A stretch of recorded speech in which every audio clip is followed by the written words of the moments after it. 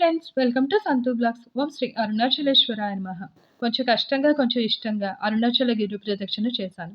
Saturday night 12కి ఆలయ రాజగోపురం తూర్పు ద్వారం దగ్గర కొబ్బరికాయ కొట్టి హారతి వెలిగించి ఈ ప్రదక్షిణ స్టార్ట్ చేశాము.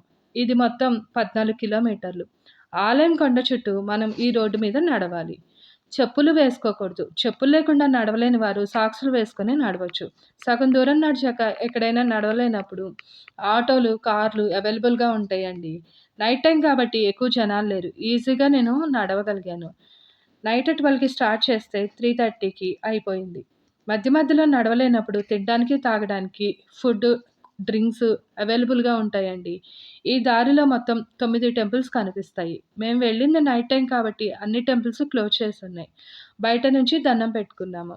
స్టార్ట్ చేసినప్పుడు నడవగలనా లేదా అని అనుకున్నాను కానీ, స్టార్ట్ చేసిన దగ్గర నుంచి ఓం నమః శివాయ, ఓం నమః శివాయ అని ఆ శివుడిని తలుచుకొని చాలా తొందరగా నడవగలిగాను. ఒక హాఫ్ కిలోమీటర్ ఉందనంగా రాళ్ళు ఉండి సన్నని రాళ్ళు కాళ్ళకి గుచ్చుకున్నాయి. ఇలా కొంచెం కష్టంగా, కొంచెం ఇష్టంగా మొత్తానికి పూర్తి చేశాను.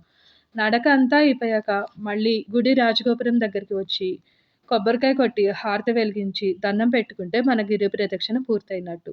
నడిచినంతసేపు ఆ శివుడే దగ్గరుండి నడిపించాడు అనిపించిందండి నాకు. ఎందుకంటే నైట్ 10 దాటితే నేను నిద్రకి ఆగలేను. ఒక నైట్ అంతా ఇలా చేశాను అంటే అంతా శివుడి మహిమే కదండీ! ఓం శ్రీ అరుణాచలేశ్వరాయ నమః.